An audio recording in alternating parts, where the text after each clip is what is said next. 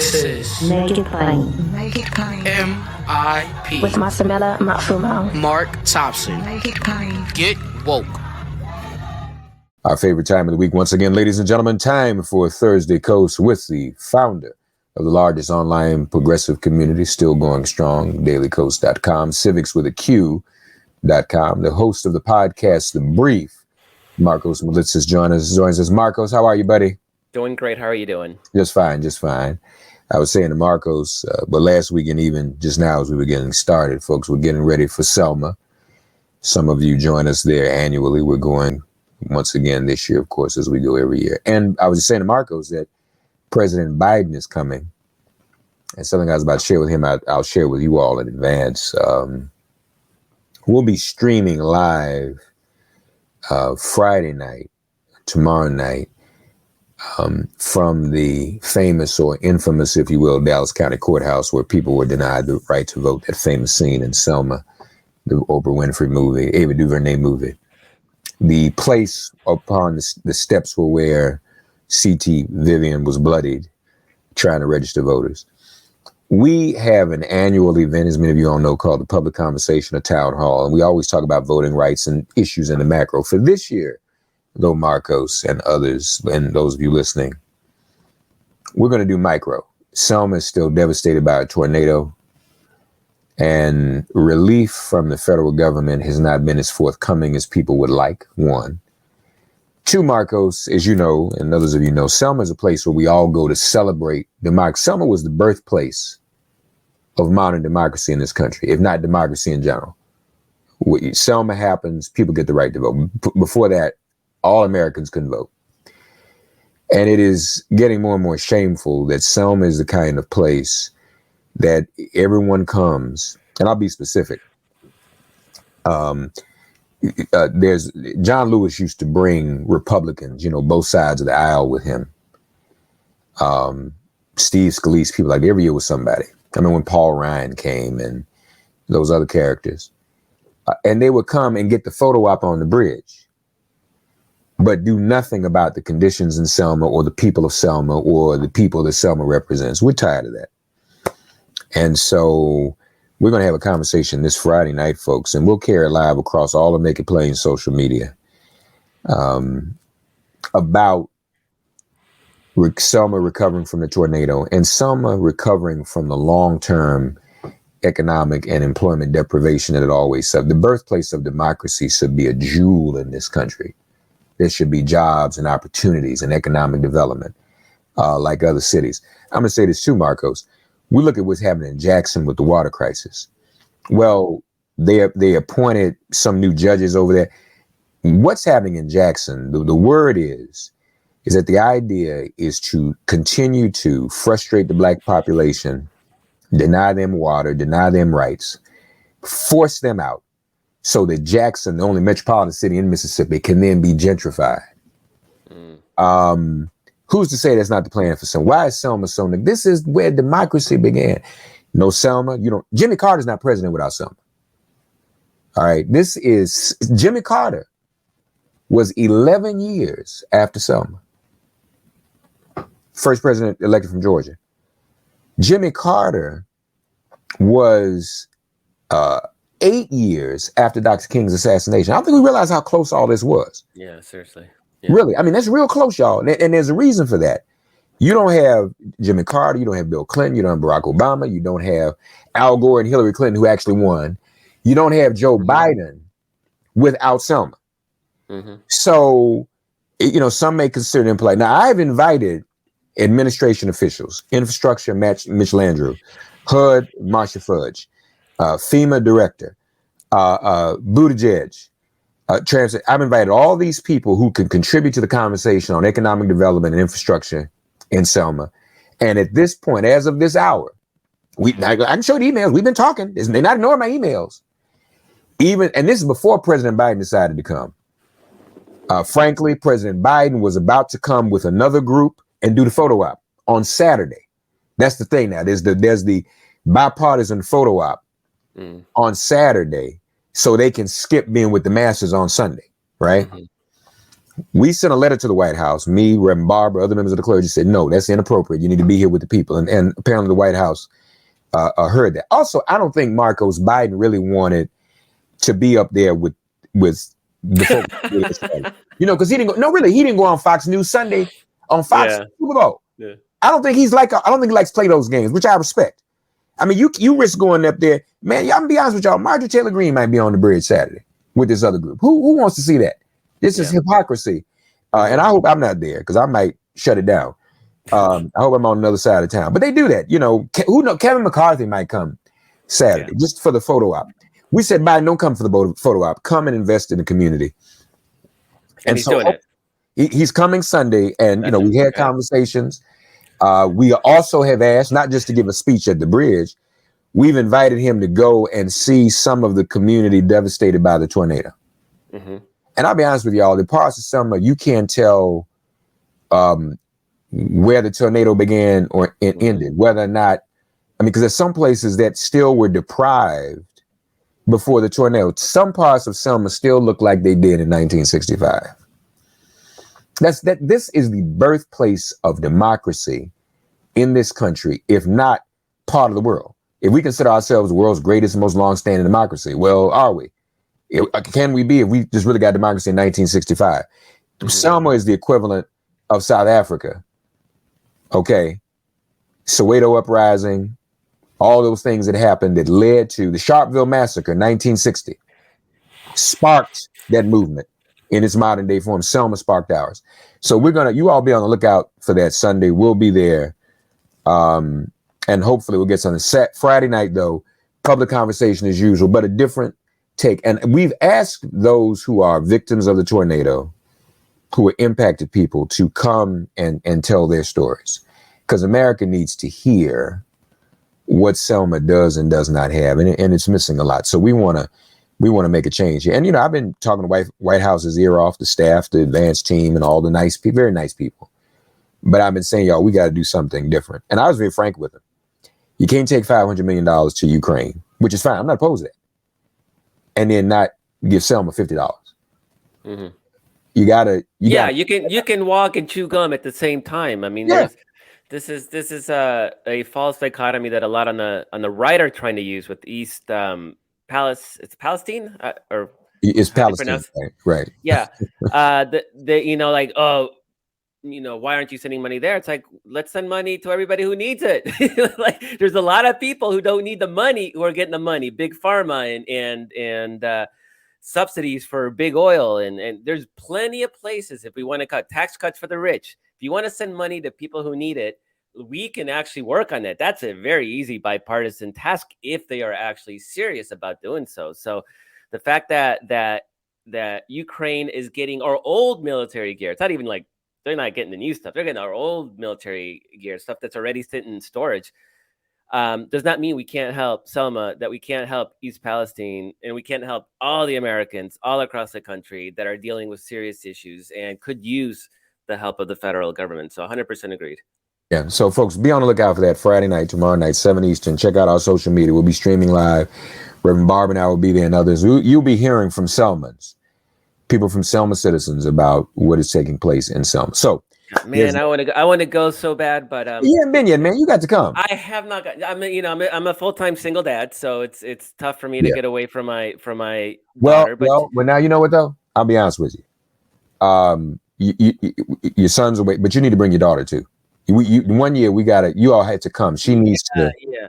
It's when her schoolwork is doing better than it's been doing, because we're struggling. I got to answer for everything. That needs to be an extra credit assignment. Most kids come, but I would absolutely do their homework. Love it, and maybe I can motivate her to do the trip next year by like, get the work done. Don't fall behind, and get good grades, and then we can go on this amazing historical experience.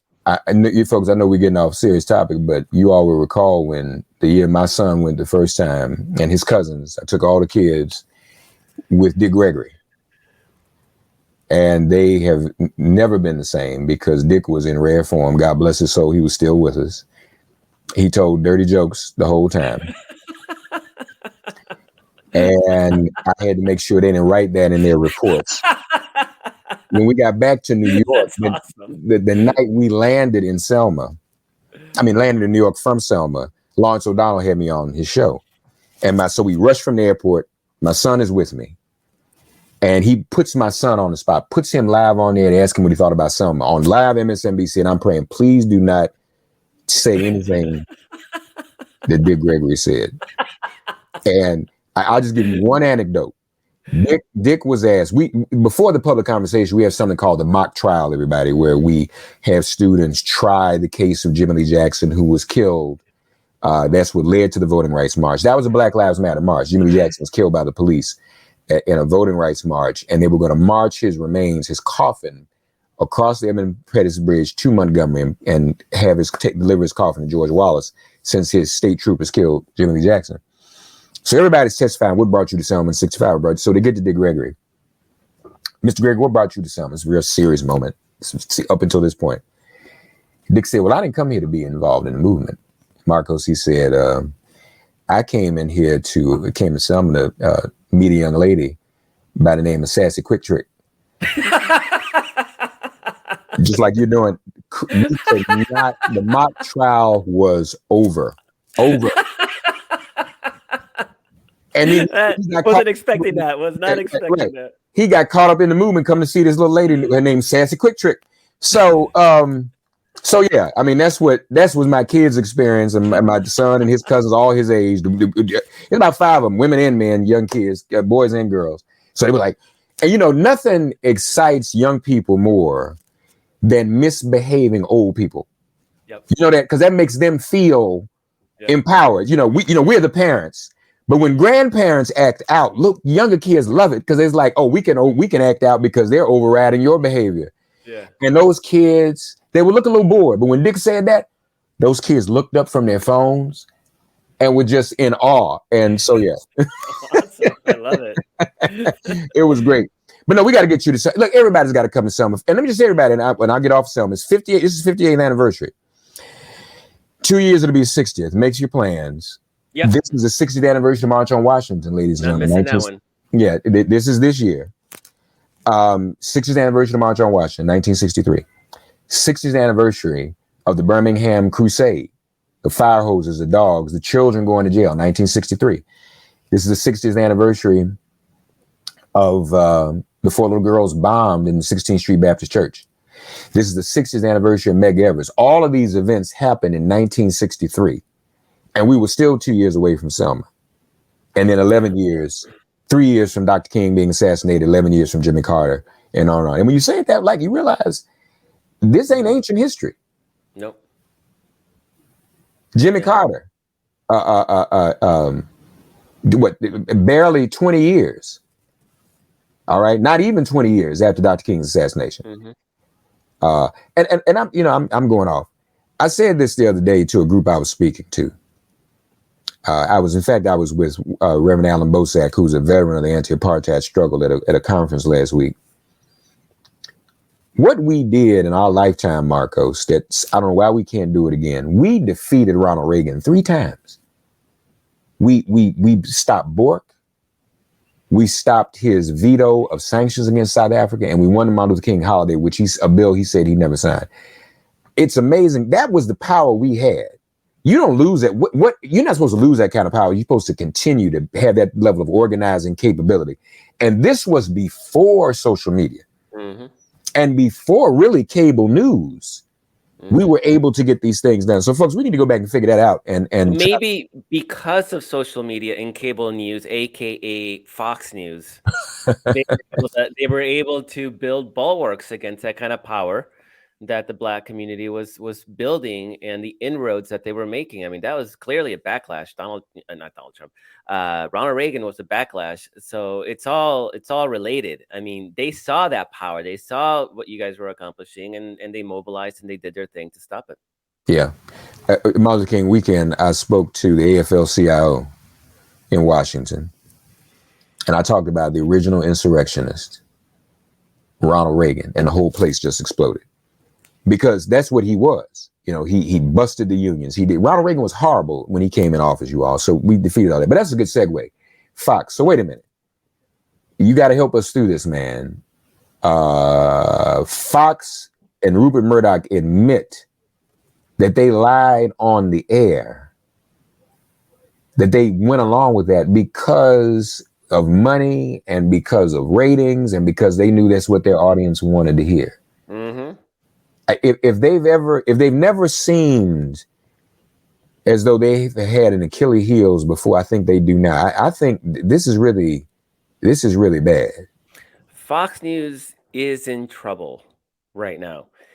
I cannot believe that they let this thing get to discovery, which means that that process where they had to release all their emails and texts to Dominion's lawyers, they should have settled. And maybe that settlement was $1 billion, but Murdoch has $1 billion. Like they could have settled it and said, yeah, we, maybe aired some special about how there was no insurrection and just taking their lumps. And instead, what they've done is that they've completely exposed the fact that they are an overt arm of the Republican Party. I mean, we knew that, but they pretended otherwise. But they were literally handing Donald Trump's campaign information on the ads that Joe Biden was running. Now, why was Joe Biden running ads on Fox News? That's a whole different story. But now we know.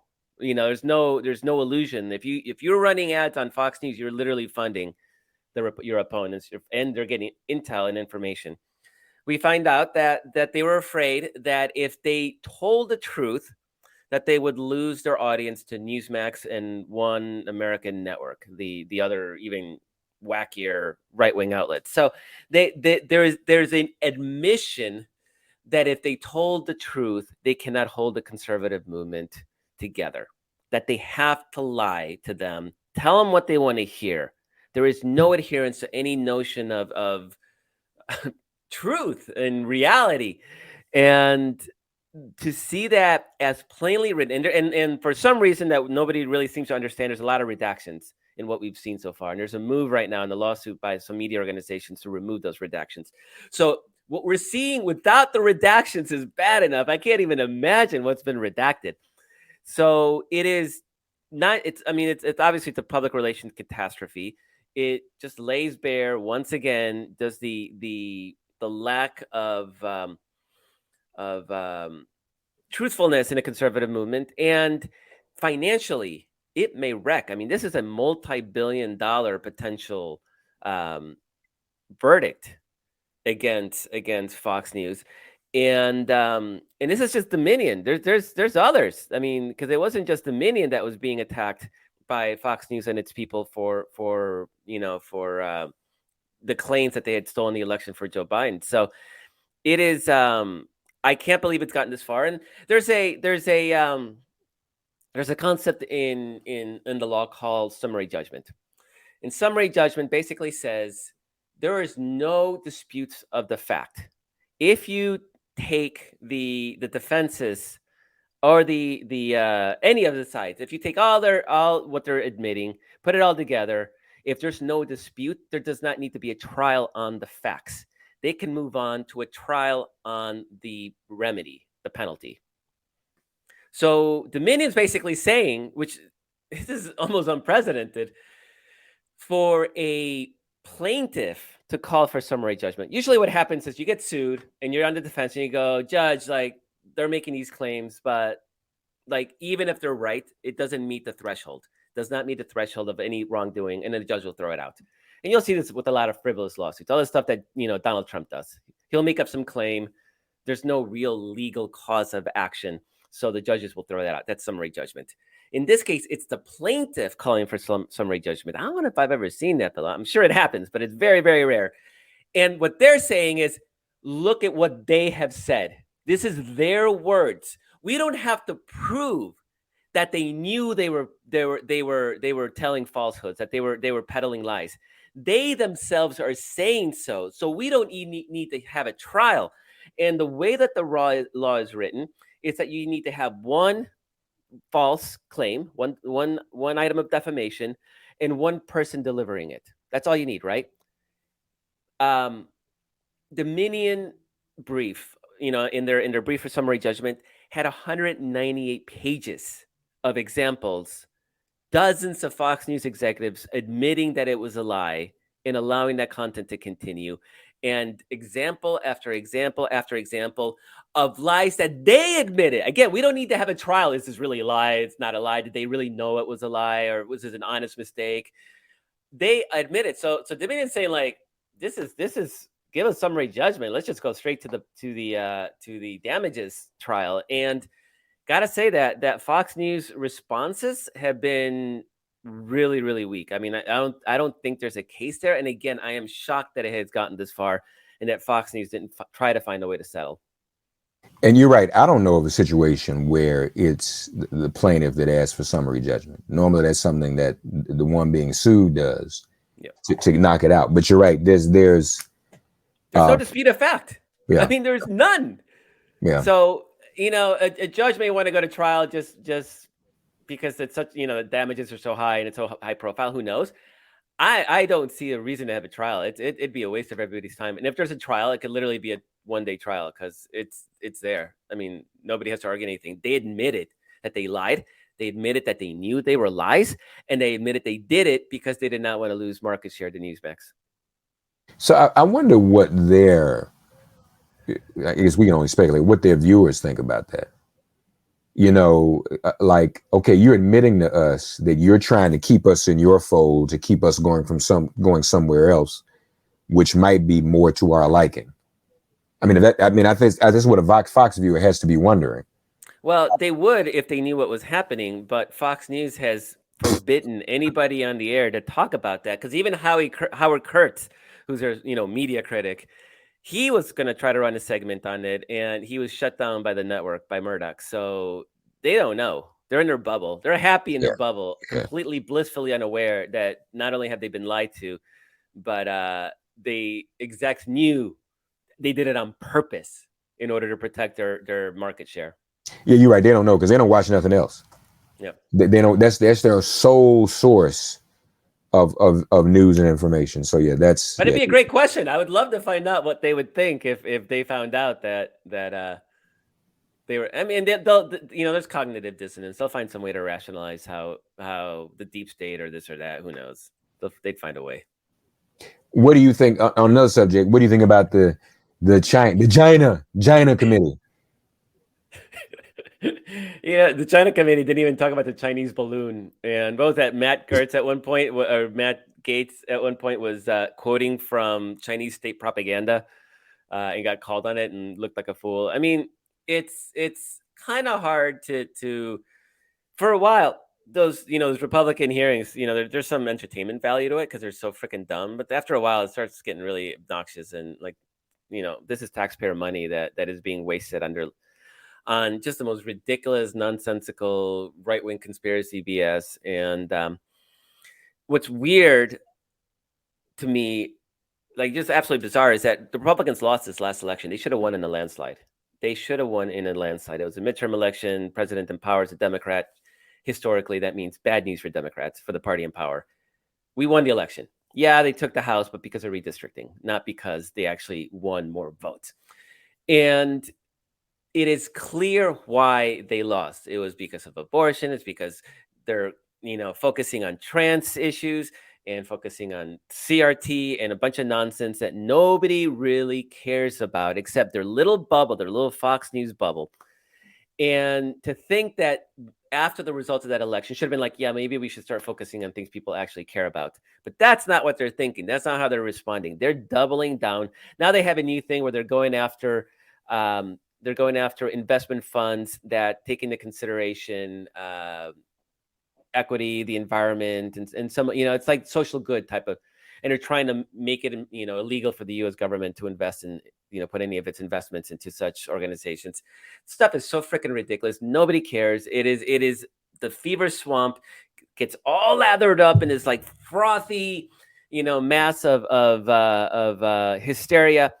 And you're looking at suburban America, which is really the battleground. Republicans have almost entirely lost the college-educated suburban white woman. I think there are inroads into college-educated suburban white men. They're starting to get tired of this freak show. And instead of sort of taking a step back and saying like, maybe we'll do something popular, like mandate cheaper drug coverage. Like maybe we'll do something like that actually helps people. maybe we'll reinforce FEMA so that they can be more aggressive in responding to crises like in Selma and Montgomery and East Palestine. Maybe we'll do stuff like that. But no. They're focusing on all this culture war BS and dredging up whatever conspiracy theories from their fever swamps. And part of me is like, okay, it's distressing that a major American political party has descended into this kind of madness. Another part of me is like, proceed, because as long as you're not actually speaking to concerns that Americans care about politically, it actually increases our stock next year for the presidential election. And it's going to be a big one, like all of them, and so if you're talking about CRT and trans rights and things that have been proven time and time again to be electoral losers, then it sucks. I don't like that they demonize certain people and all that, but if it helps get us to a place where we defend our Senate majority, retake the House, hold the presidency, and in a pipe dream universe, maybe we pick up that one extra Senate seat somehow, because Ted Cruz is so horrible, or Rick Scott are so horrible that somehow in a miracle they get swept out of office, and then we can eliminate the filibuster, and then we can actually do real democracy reform. And we can set up our democracy in a way that they can't gain so easily from demonizing the most marginalized members of our country. We haven't talked about, speaking of presidential politics, I want to ask you about DeSantis, one thing, but before that, I don't think we got a chance to talk about Nikki Haley. No, we haven't. The tone in which you said, like, why do we need to? Is she running for vice president? Yeah, pretty much. Okay. That a lot of it is, you're always building your profile for the next election. So even if not this one, there's going to be a Trump-free election, and 4 years after that, she's young enough that she could probably run again. I like her in the sense that she's been very aggressive in defending Ukraine and aid to Ukraine, and that further highlights the cleavage in the Republican Party between the pro-Putin wing and the more traditionalist, Russia is an enemy of the United States wing. And as long as they're fighting with each other, great. Like, I want them to go at each other's throats. And we're especially seeing that Haley's going to be pretty much ignored because she's at 1% in the polls, and she'll stay at 1% in the polls. She's not going anywhere. But the DeSantis and Trump fight is getting really, really, it's getting really juicy. I mean, just yesterday, there was video at a DeSantis book signing in Florida. Some Trump protesters came, and DeSantis sent out police to kick him out. Anybody that was wearing a Trump shirt had to be swept out of the entire, I think it was like a strip mall, like out of the premises, that commercial premises. And so let them get a little taste of their own sort of fascist medicine. And that's just, I mean, at some point, I'm almost guaranteed it's going to resort to violence. I mean, a bunch of gun nuts going after a bunch of gun nuts, it's a matter of time before they start shooting. But I don't want that kind of violence, but I want them fighting each other politically, verbally, and just really, really building up the kind of that resentment, so that when somebody emerges, because somebody will emerge, that there is no party unity. So that's the hope. And so far so good. Haley, she announced at a good time with DeSantis still not in, so she gets her little moment in the sun. She's not a real candidate, though. Can DeSantis beat Trump? Yeah. You think so? Will it? Yeah, absolutely. Will he? It's a different story. It's actually kind of fascinating that you have a Republican Party, conservative movement that sort of rewards being an asshole. And so they're sort of one-upping themselves over just how horrible they can possibly be. And I mean, now you have DeSantis's new trustee for the university board saying that they're going to clear out all ideologically compromised professors and students, and they're going to have a litmus test. I mean, it's just like out of the fascist playbook. I mean, it is so far gone, and there's an audience for that, clearly. The thing is that neither of those two, neither Trump nor DeSantis, are particularly beloved by the party establishment. Trump, he's cost them 3 elections in a row now. Like they're sort of like, they know he's toxic. He's going to hurt them down ballot. DeSantis, though, could have, maybe picked up some of those pieces, but he's done absolutely zero effort in story after story. It's been discussed. He hasn't done anything to like meet with other governors, with senators. He hasn't built any relationships. He hasn't done any fundraising for them. That's the sort of thing you do when you're running for president. You fundraise for everybody else, and then you call in those chits. He hasn't done any of that, and so he's sort of kind of isolated, and he thinks he can ride, the social media right wing love fest towards winning the nomination, and maybe he will. I'm not saying it's not going to work, but I'm saying that he's done nothing to build a broader coalition beyond sort of the deplorable Trump base. They're all fighting over like the worst of the worst.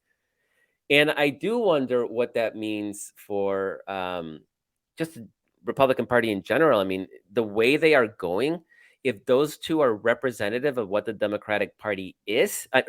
Republican Party is, it may accelerate the flight of suburban white college-educated moderate voters to the Democratic Party, because that Republican Party is looking pretty nuts right now. I mean, it's beyond extreme. It's fascist. At some point, somebody's got to say, we don't really care about what you're teaching in schools in Florida. I mean, that's not. I don't know how that is your sole national platform at some point. So I mean, somebody's got to say, even amongst them, okay, we get it. How many times can you work that though?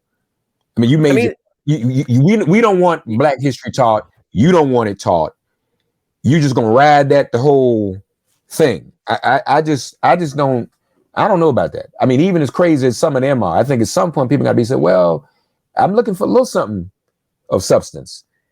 I don't know what it is, but they tried to ride CRT and it failed. It just does not have resonance. And I think if you're a college educated white voter, you don't want libraries burning books. Like, that's not a thing. You don't come out of college saying we need to burn books. And that's what the Republican Party is today. They're burning books. Okay, they're not burning them literally. I mean, some places they probably are burning them literally, but they're pulling them off the shelves. That's not a thing that appeals to suburban America. And so when that becomes the platform, and it's so blatantly racist that Republicans, they were good at the dog whistle politics. They were good at being racist without being explicitly racist. So middle of the road voters, they could feel good about voting Republicans without feeling like they were racist, right? And Ronald Reagan was a master of this, of course. They've given that up because of Donald Trump. They're not even going to pretend anymore. So now they're outwardly racist. And this whole book burning push by the Republican Party everywhere across the country where they have power, it is explicitly, blatantly, openly racist. And yeah, anti-trans, anti-gay, and all. It's bigoted, openly bigoted. And that's not a popular platform. Yeah, okay, it'll show up their support in Mississippi. Good for them.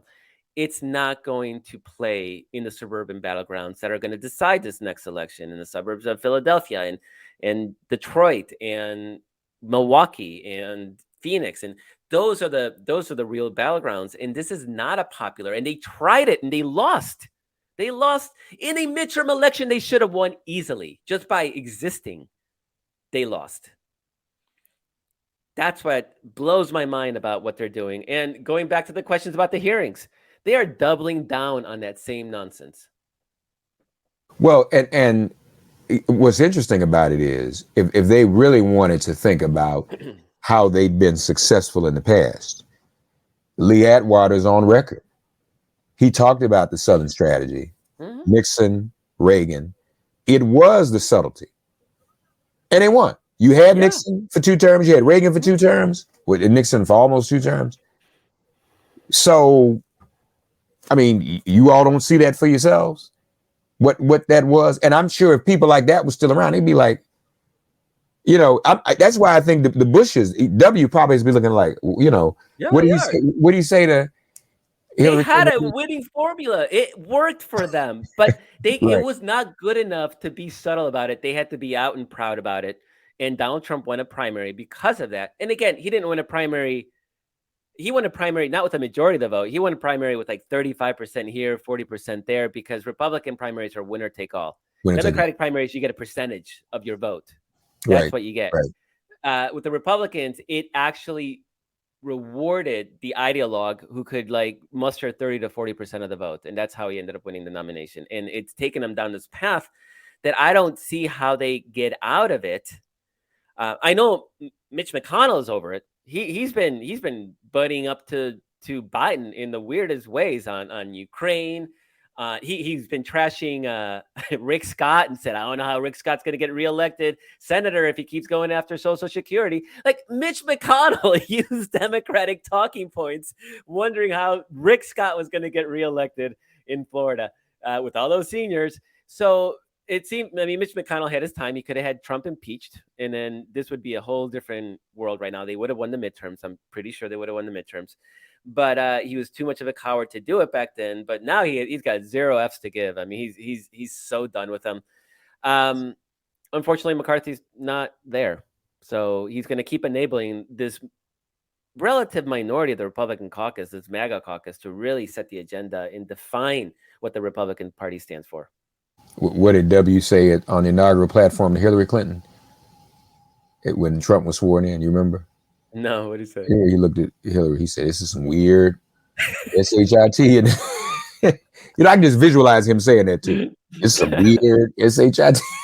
And she said, "I said that." He said, "I said this is some weird." Because him and his dad, they came out of that Lee Atwater. Atwater was his dad's man. Yeah. He was on the board at Howard University. And then the kids protested, but yeah.